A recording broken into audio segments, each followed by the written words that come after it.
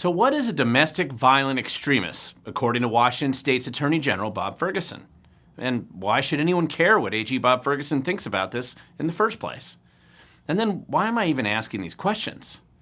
So I'm producing this video right now because in Washington State a few weeks ago, our Attorney General Bob Ferguson created and sponsored a bill, HB 1333, and I've linked it down below. You can see for yourself that a majority of the Democrats in the state legislature jumped on the crazy train with him, and they decided to create what he has called now the Domestic Violent Extremist Commission. They want to have it report to and control by the AG, stuff it with the most extreme leftist stakeholders that they can scrape up from the Evergreen State College and elsewhere from the bowels of the wokester world, presumably. And then, of course, use this kind of hyper-woke commission to target, intimidate, censor, silence, and presumably punish all who might be politically different than Bob Ferguson's politically pure orthodox supporters. Now, I've already released a video last week kind of mocking Ferguson's unhinged authoritarian scheme that he outlined in this piece of proposed legislation. And the fact it is obviously a pale imitation of last year's proposal that the Biden administration had for this Federal Disinformation Board, which was nicknamed the Ministry of Truth due to its obvious structure modeled on George Orwell's Big Brother's Ministry of Truth from his dystopian novel, 1984. Now, as I mentioned in that video, Biden's plan was widely mocked, ridiculed, and has been put on ice for the time being. However, as insiders last year did warn us, this insane idea was actually just kicked down the road to the states so that they could do the dirty work on behalf of the Biden administration. And of course, others who also hate our constitutional protections that are afforded to us at both the state and the federal level. Now, Washington State's AG Bob Ferguson volunteered to be Biden's stooge here, and he offered to carry Biden's water on this one. And that's why he proposed this kind of insane Big Brother Ministry of Truth bill, the HB 1333 that I mentioned earlier. But now, before I go any further, I need to clarify, and it's only a proposed bill at this time. Thousands of stupid bills are proposed by foolish and ignorant people in the legislature on behalf of their donors and their lobbyists every session. And I've featured some of these in past videos and articles, and you got to remember that only about 15% of them actually become a law that finally lands on the governor's desk. So the majority of them aren't going to get there. Now, I'm not sure that this bill will go anywhere, and obviously it should die a widely mocked and ridiculed death in kind of the landfill of the state legislature dead bills.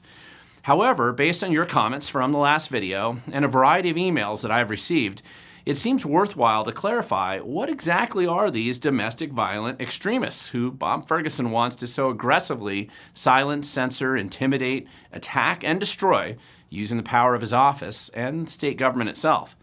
So let me answer this question for you because the answer should help educate people about why creating these dystopian, ugly authoritarian projects in government is really a bad, super bad idea. Now, before I explain what a domestic violent extremist is, and I'm sure most of you watching this video, just like me, are defined as one for these guys, I want to remind you to like and to share this video, and please subscribe to it. It doesn't cost you a thing, but it does help our channel gain some visibility. As is obvious, I'm willing to question authority on this channel, and that generates a lot of anger from people like Bob Ferguson and other big government minions and censors who have a lot of influence with big tech.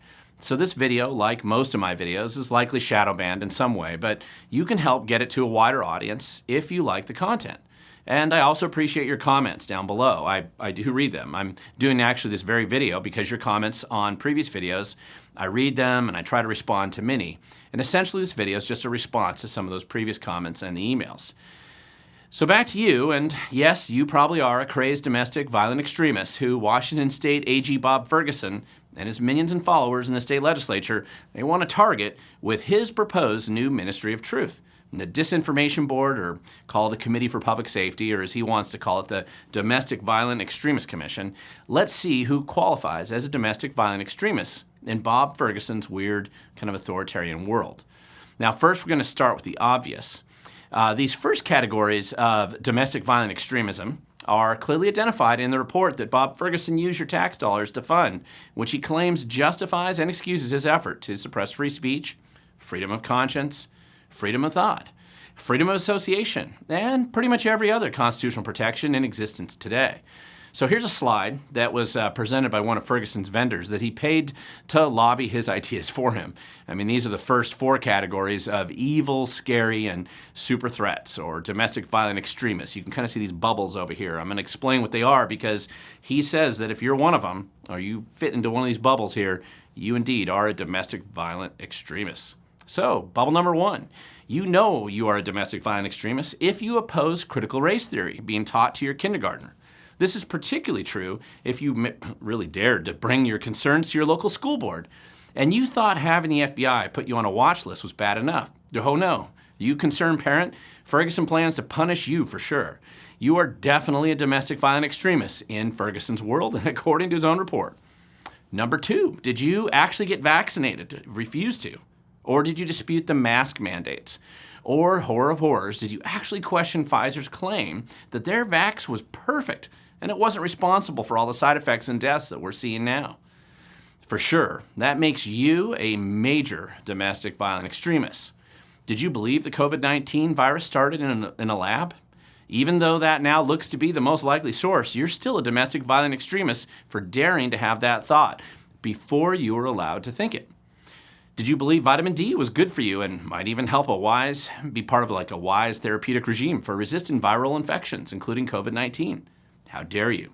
You're definitely a domestic violent extremist. Okay, bubble number 3. Did you think that there's something fishy about elections? Do you ever wonder why some of our state auditors seem particularly hostile to transparency, audits, and basic reality?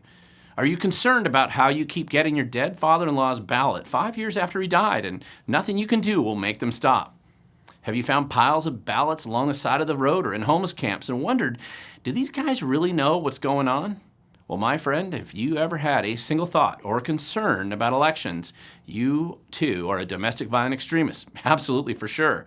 Of course, that's true unless you actually denied the election of Donald Trump, which every Democrat in this state did at one time or another, and unless you're Stacey Abrams, or unless you're Al Gore, or unless you just question the election of a Republican.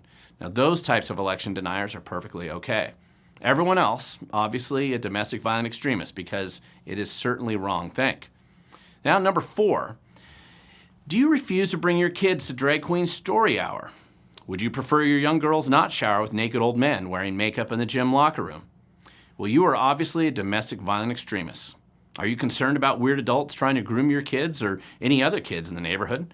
Obviously, you are a domestic violent extremist, and you must be censored. So, okay, I think you kind of see where this is going. Ferguson's friends are willing to admit that these categories of wrongthink were enough to get you targeted, censored, silenced, intimidated, sued, and maybe put in prison someday because Ferguson doesn't like you. And this isn't all. I mean, here's a list of other bad ideas or wrongthink that you might have, which, if you express them, will probably put you on Bob Ferguson's proposed domestic violent extremist list. And you thought just being on the FBI's list for the same things was bad enough. So maybe you're pro-life and you want to save babies. Nothing worse than that. And maybe you'd even be willing to pray outside an abortion clinic. Horror of horrors, because obviously you're evil and a domestic violent extremist. And I'd expect a visit from your local federal SWAT team soon, just like this guy experienced last year in Pennsylvania.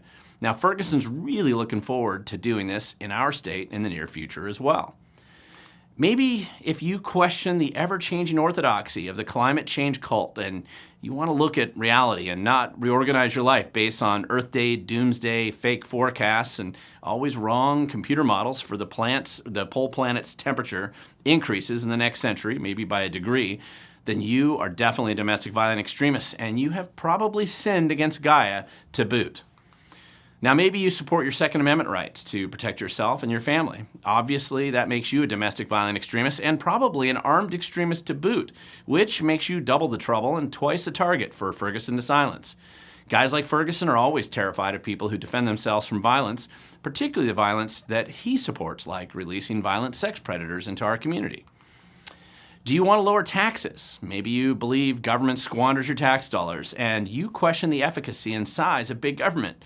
You are obviously a domestic violent extremist, Bob Ferguson has been practicing his abuse on Tim Eyman here, our state's famous tax-reducing initiative activist, for the past 10 years. So Ferguson's obviously looking to find somebody new to direct the power of Big Brother and his 600 attorneys at very soon.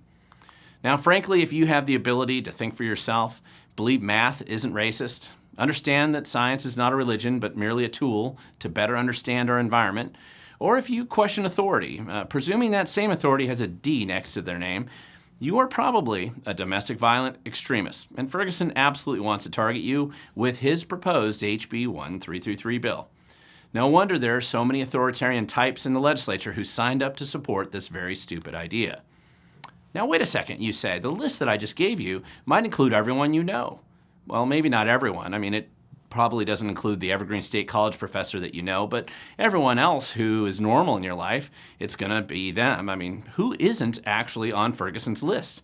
And that's fairly easy to explain as well. There are certain rules here after all. Do you like to have fiery, mostly peaceful, violent protests, smashing windows, burning cars, and destroying businesses in Seattle and other cities? Then you're definitely not a domestic violent extremist. It's good to know.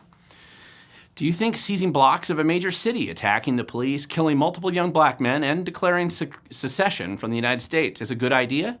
Well, you're definitely not a domestic violent extremist. No way. Maybe, do you want to put violent sex predators in unsecure locations next to children and hope they don't hurt too many kids this time? You probably already work for Bob Ferguson in that case, and you're definitely not a domestic violent extremist. Now, by the way, the other questions that you guys are asking is, what is a public health style response, which was mentioned in HB 1333, and it's kind of a strange way to use the language. So, of course, they don't really define what that means in the bill itself, but big government's recent experience using COVID-19 as the excuse gives us a pretty good idea. They want to basically treat wrongthink just like a disease. Can they make you lose your job for making the wrong thought? Can they prevent you from traveling abroad without showing your card demonstrating you have stopped your wrongthink? Can they take your kids away from you?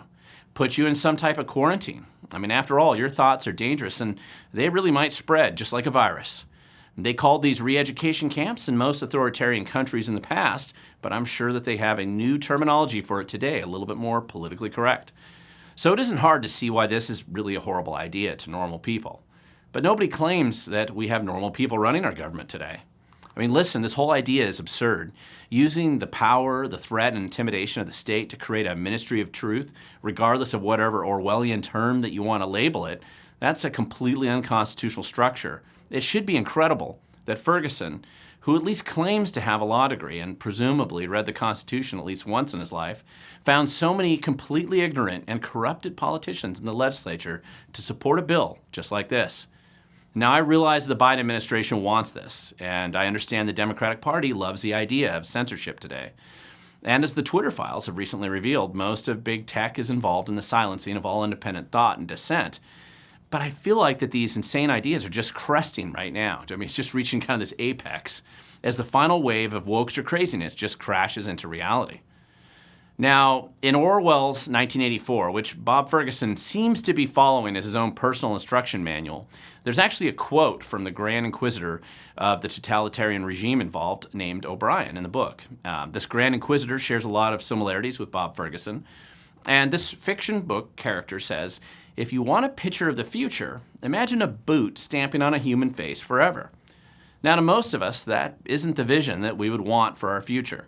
But to our Attorney General Bob Ferguson, that appears to be his utopian vision, and his proposal, HB 1333, seems to be a great step down that road. Now, of course, in Bob Ferguson's vision, he expects to be wearing the boots, and the rest of us are getting stomped on, but that is how most leftists seem to see themselves relating to the regular people who dare to question authority today. So I'll end this video as I ended the last one on the subject. Contact your legislator and every legislator in the state and tell them to oppose HB 1333, even if they are a Democrat. I'd encourage you to mock and expose the stupidity and insanity of this whole concept in the first place. I mean, please encourage others to better understand their rights as Americans. I believe that if more people did, they wouldn't even entertain such an authoritarian approach to government. And the buffoons who kind of signed on to this bill would realize eternal mockery is all they're going to get for trying such a stunt. And finally, don't presume that you can hide from dumb and evil ideas like this. Every generation always produces clowns and destructive people like Bob Ferguson, and it's up to us to stop them when we find them. Of course, it's better if we don't elect them to public office in the first place, but if we find them in places of power, we must send them packing. And we should be thankful in kind of a strange way for this bill, because it has outed the legislators that we have in our state who were probably always authoritarian before, but now they're out of the closet, and they can't hide from their true nature now. And this should inspire us to engage more than ever. The future belongs to those who show up. We just need to show up, even if we just discovered that, according to Bob Ferguson, we're all domestic violent extremists in his book.